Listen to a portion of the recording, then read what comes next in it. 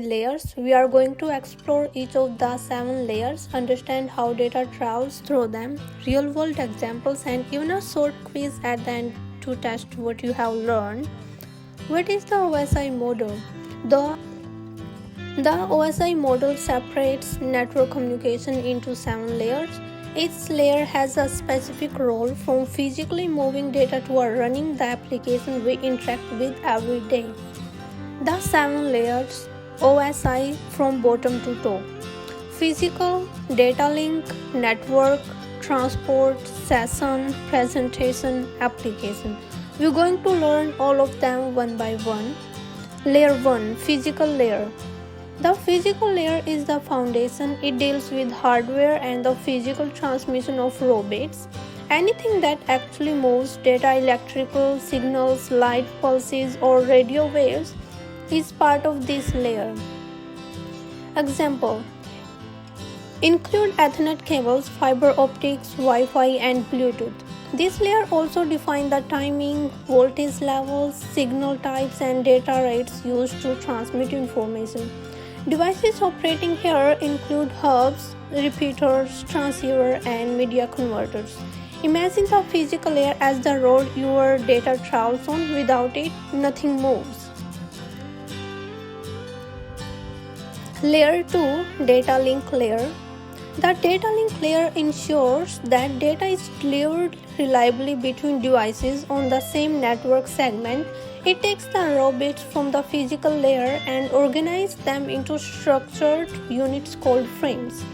The data link layer also adds hardware addresses known as MAC addresses to identify the source and destination devices. It performs basic error checking to make sure frames are intact.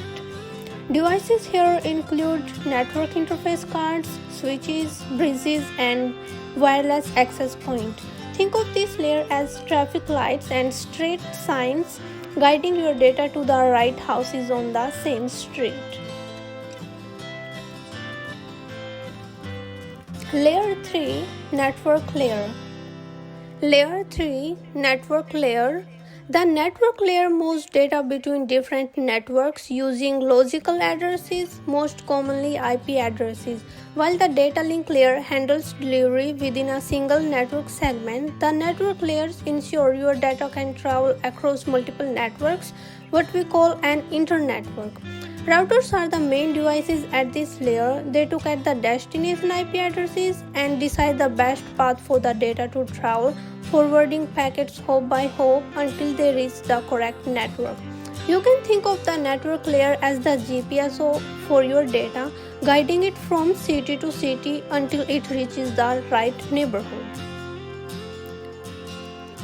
Layer 4, transport layer. The transport layer ensures that data is delivered to the correct application on a device and that it arrives reliably and in the correct order. It assigns port number to different services. For example, web traffic usually uses port 80, while email servers might use port 25. Transport protocol include TCP, which guarantees delivery, and UDP, which is faster but less reliable. Devices like multi-layer switches and same advanced firewall operate here. Think of this layer as a courier service that ensures each parcel reaches the correct recipient in the right order. Session layer. The session layer manages conversation or sessions between devices. Many applications require multiple exchanges of messages, such as logging into an online game or having a video call. This layer starts, maintains, and ends these sessions. You can imagine it as a meeting organizer, making sure the conversation stays active and orderly until it's finished. Layer 6, presentation layer. The presentation layer transforms data so that applications can understand it. This includes tasks like data encryption and decryption, compression and decompression, and format conversion like ASCII to Unicode or JPEG images into raw data. Think of this layer as a translator or packaging department. It ensures the data is in the correct format and secure before reaching the application layer. Layer 7, Application Layer. Finally, the application layer is where end-user software interact with the network. This includes web browser, email clients, streaming application, and file transfer programs. Application layer protocols don't provide services to other layers. Instead, they provide services to the user, enabling the network to be useful. You can think of this as the front desk of a building, the part you actually see and interact with. Okay, at the end, recap. Your data starts at the application layer and travels down through presentation, session, transport, network, data link, and physical layer. It crosses the network and moves back up through these layers at the receiving devices. From video streams to emails, from web browsing to online games, the OSI model ensures that your data reaches its destination accurately and efficiently. Let's check your understanding with a few quick questions. Which layer is responsible for transmitting raw bits over cables or wireless signals? Data link, physical, network, transport. You have few seconds to think about it. The answer is physical. Second question. Which layer uses IP addresses to route packets across networks? Options: transport, data link, network, application.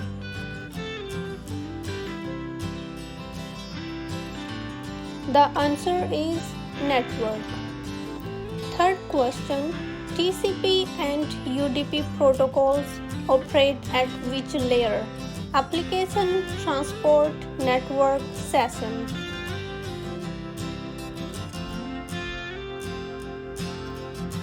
The answer is transport. Which layer handles encryption, compression, and format translation? The options are presentation, session, network, data link. The answer is presentation. The fifth and last question is, which layer is the interface for applications like web browser and email clients? Application layer, transport, presentation, session. The answer is application. Great. If you got them all right, you are well on your way to mastering the OSI model. Congratulations, you now understand the OSI model and how it helps data travel across network efficiently. In the next lesson, we'll dive into network troubleshooting, learning how to detect and fix problems when data doesn't flow as expected. Don't miss it. And if you like the lesson, don't forget to like, subscribe, and share. Thank you.